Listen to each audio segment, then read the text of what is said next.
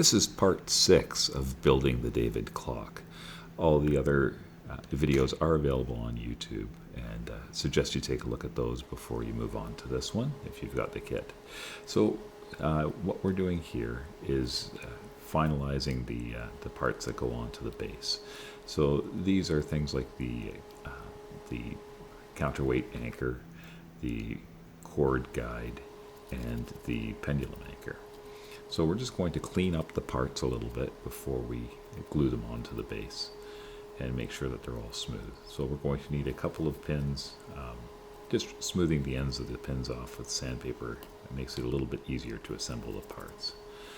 So this is the counterweight anchor. I'm just going to do a quick test fit there, and there's a cord guide, and just make sure that they fit smoothly and that they're on the right side there.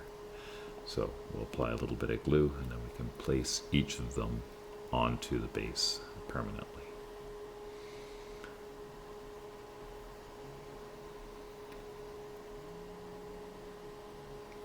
So the cord guide just assists when you're rewinding the clock so that the cord doesn't slip off the spool, and the anchor, of course, holds one end of the counterweight cord. So here I'm just showing how the pendulum anchor gets stacked. So we've got the round base as a standoff. So we'll just press that into the base and make sure it goes all the way in. Right, okay. And then stacked on top of that, so we'll glue that in place first here. It's a bit of a snug fit. Apply a little glue on the back to glue it to the base. There we go. So next there's a retainer. So this just traps the pendulum knife edge into the groove. So you can see this part's got the groove cut into it, and the pendulum will sit in that groove. So there's two of those.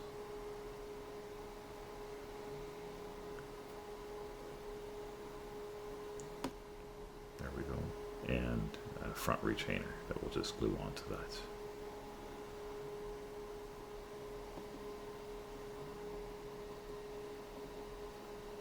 So again, it's just important to make sure that the grooves for the pendulum are aligned, and we'll just trim off the pins here.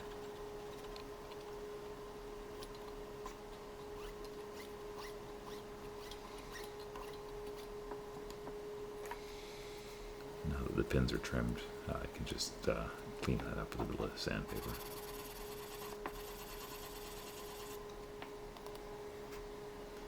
Nice and smooth. All right. So that's the base. Now we can move on to the face of the clock. So here's where we put on the dial face, and it comes in two halves, and they snap together pretty smoothly.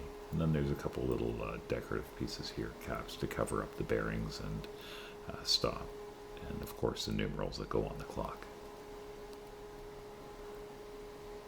Alright, so we'll start by just snapping the two sides of the clock face together, the dial face.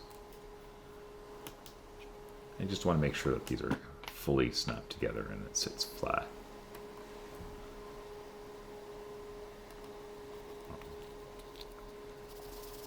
Just give it a little bit of a sand. I noticed there was still a little bit of residue showing there, so just to clean it up. This is the part that everybody's going to see. So. And we'll apply glue to the face of the front frame of the clock in the marked areas here. Make sure you don't get any on the bearing, of course. I think that goes without saying. And you want to get enough that it's not going to come apart.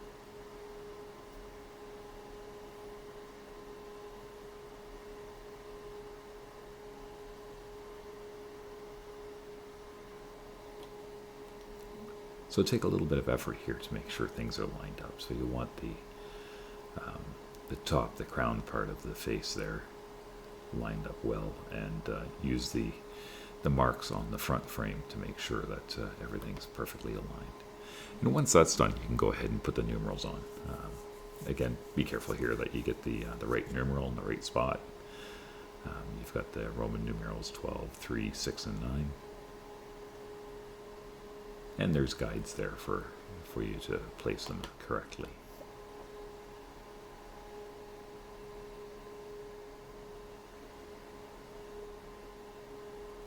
That's 3.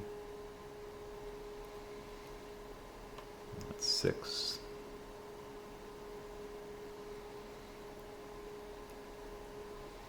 You can see by my fingers that I use my fingers to wipe away the glue quite a bit. Alright, and this is just a bearing cap. It just covers up the bearing so that it's a decorative cap.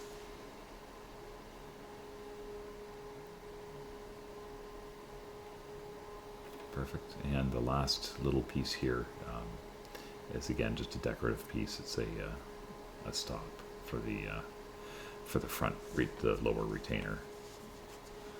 All right, so we can let that dry,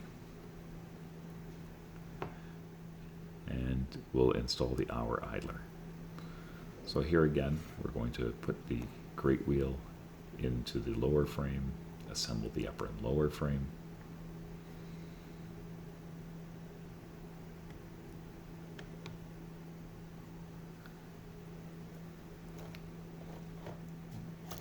Now we can place the hands with their gears there, and the idler shaft here. So what we want to do here is see exactly where that needs to be glued in. So you want the gears to line up when the hands are pressed in all the way. So just take a look at where that should be. Take note of that. You've got a little bit of play here, but you want to make sure that it's lined up pretty well. Then you can go ahead and glue it in. I'm going to use CA glue here because we're gluing carbon fiber to the wood.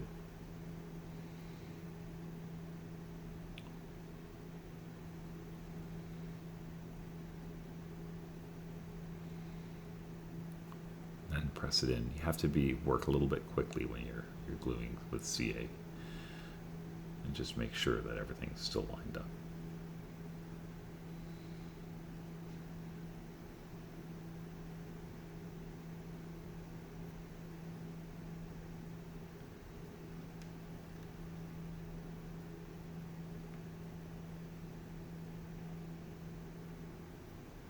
And that looks pretty good.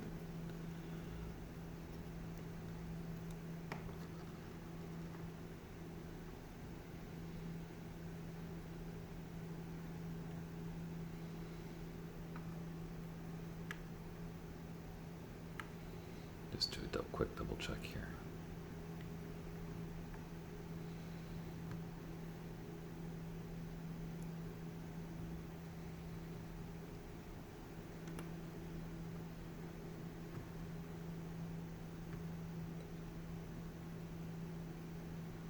And I'll come back to this a little later, but the fit between that axle on the hands axle and the axle of the great wheel is pretty important. I didn't let the glue dry enough here. I'm just going to put this piece back on.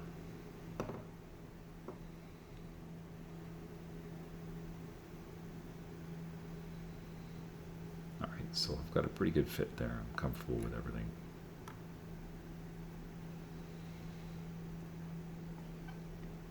And if the axle of that idler sticks through, it should be fine, but I'm just going to trim that off just for my own peace of mind to make sure it doesn't interfere with the great wheel.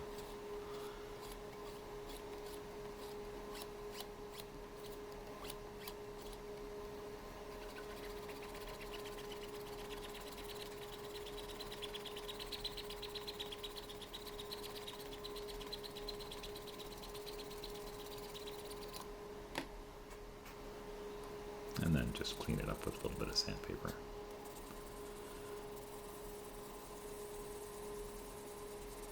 Again, this is a part of the clock you're not going to see. It's hidden away. But just want to remove a little bit of the carbon fiber dust.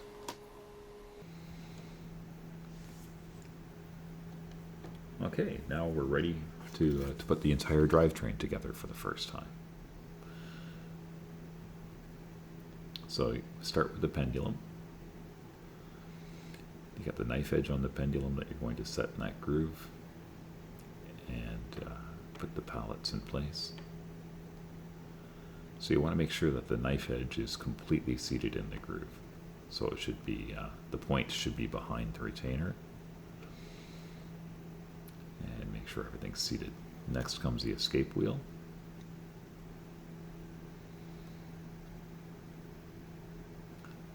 You can see how it's being caught by the pallets.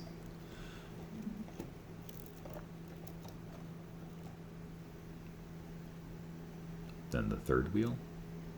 And again, we're going to use the index marks that we created earlier to make sure that everything's lined up the way we tuned it. So you can see the index mark on the pinion and the index mark on the gear. And then we'll just work down the gear train using those index marks.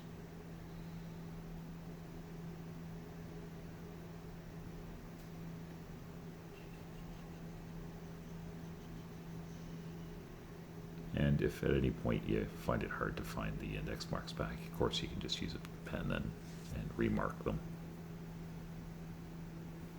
So after the second wheel, we actually the winder goes on next. So now we can put the cord onto that winder. So the cord supplied with the kit, it will support up to about 65 pounds, which is far more than we need. So I'm just going to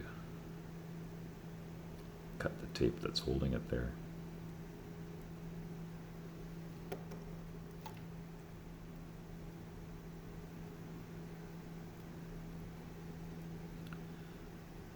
So here's a little trick to thread it through that tiny hole. Use a little bit of crazy glue or CA glue and just apply it to the end of the, I'll just do this over a piece of sandpaper here so I don't get it on my bench. Just apply a little bit to the end, let it soak in and dry. And what that does is it makes the end of that cord very, very stiff and very easier to thread. I'm using a dull knife here again. I should really sharpen my tools. A pair of scissors works fine too. So that makes it easier to thread through here. It's a little bit tricky to get it to the point where you can pull it through. Just use a pencil or tweezers or needle nose pliers to grab that. So here I'm going to tie a figure 8 knot in the other end. If you're not sure how to tie it, you can just watch the video here, or you can take a look at videos online. It just sort of forms a number 8, and it tightens on itself rather than loosening if there's stress on it. A little dab of CA again on that.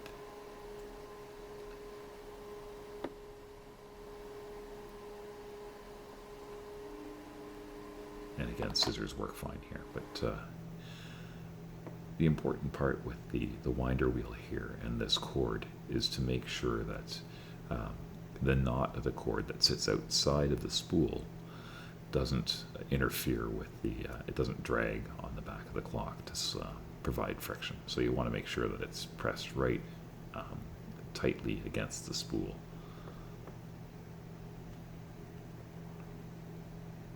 Oh dear, broken a fingernail.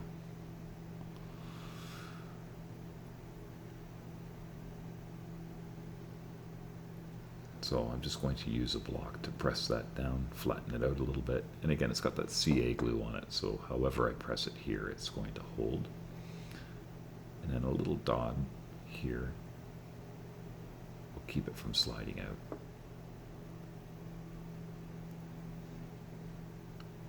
I don't really suggest that you spread CA glue with your fingers, but I think my skin's mostly CA at this point. All right, so you can just wrap the cord up now. Keeps it out of the way. And then in the other end of the cord, you're going to tie a double figure of 8 knot. So that's just 2 of them, one on top of each other. And that makes it a little bit of a larger knot that can catch in that the slot of the anchor. And we'll see that in a few minutes here.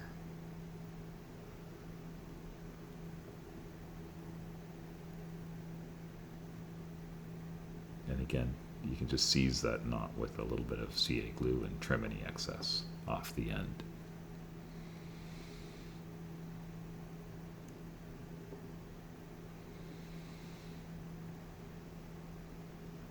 I use my sanding block for a lot of things.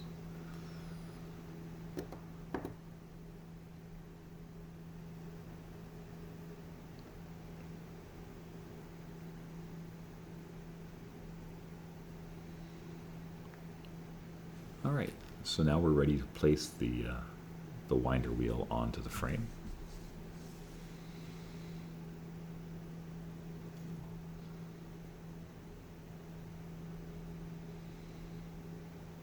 And you can unspool a little bit of the cord so that we can hook that up later. And again, using the index marks, we're going to place the great wheel that connects the winder wheel to the second wheel and the rest of the gear train.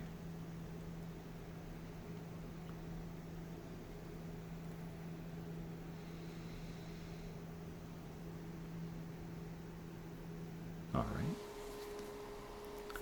And now for the first time, you can put the front frame on and match all the axles to their bearing holes. There's a little bit of wiggling involved. You sort of work through one gear at a time from the top to the bottom of the clock, getting each of the axles into their bearings.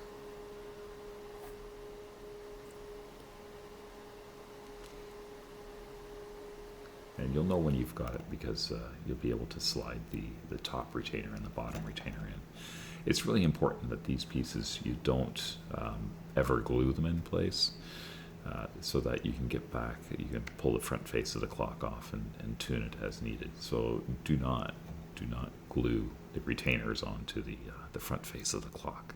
These are just, they slide in place and hold it in place. And if they're tight, sand them up a little bit. You can do a bit of a test fit here and just make sure that you're not, because you're going to be pulling these in and out as you tune the clock. You want to make sure that it's not a super tight fit and it's stuck in there forever. So sand it as needed. And again, with small parts like this, you can either rub them like this on a piece of sandpaper or sand them between the sanding block and the sandpaper.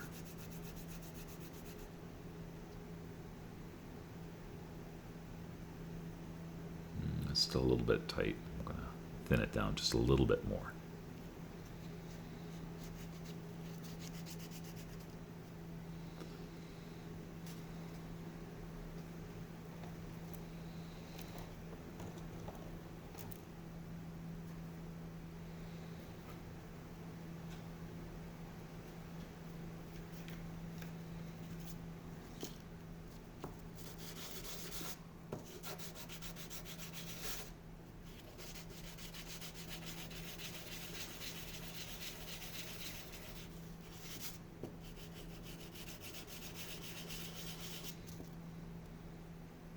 It's easy to get excited here that you're so close to getting the clock on the wall, but just, again, like everything, have a little patience, take your time.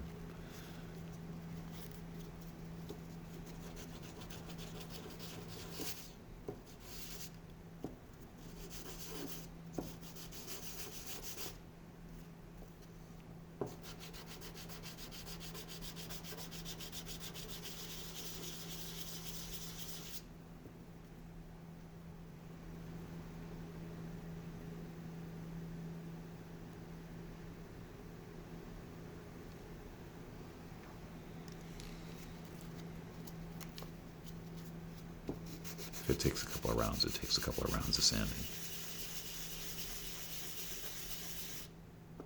As you tune your clock, you'll be removing and installing these retainers quite a few times, so taking a little bit of extra effort here is not a bad idea. So there we go. So there's the clock, and we'll just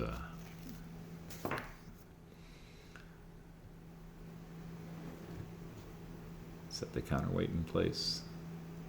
Oh, we got our gear here, our dials, our hand train. Just press that in place.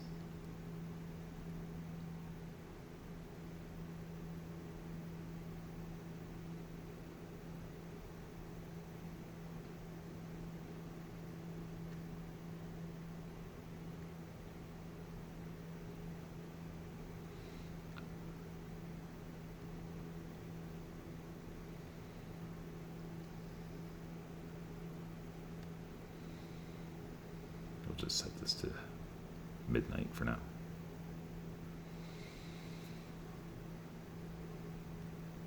And the counterweight is going to hang below it. So once we get that up on the wall, the cord goes through the pulley and back up to that the anchor. And I'll just unspool the cord a little bit before I finish. So now we're ready to hang the clock. So about 6 feet, that's not critical, but is where the screw goes. And using my patented anchor tool there, I just press the anchor in, insert a screw,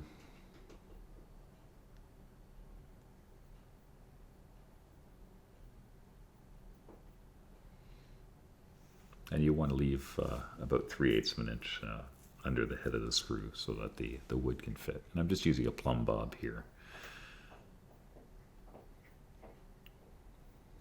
And then I'll measure my mark down the wall. So now I know it's a perfectly vertical line. And I think I need about 14 inches.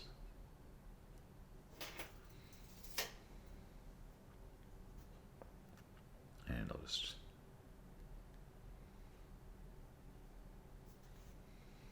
create my reference mark.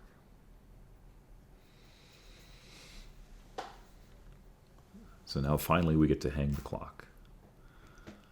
It slides right on the screw, and you're just going to align the point on the bottom of the clock with the mark that you made. Make sure that the counterweight is set right in that groove. And you can see here the point of the clock is lined up with that line. All right, so the cord gets fed through the guide. And again, that helps when you rewind it, that it doesn't slip off the spool. And then through the pulley of the counterweight. Make sure that the trim pace on the counterweight is facing forward.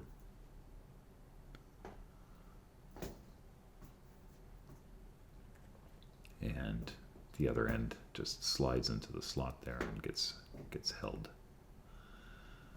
like so. So again, make sure we got our point lined up with the mark. And now you can run your clock. So hopefully when you start the pendulum, the clock will start running like a clock. What's more likely to happen though is it'll run for a couple of strokes, or maybe not even a couple of strokes, and it'll stall. Almost every clock I've ever built has had to be tuned. So that's going to be the next video.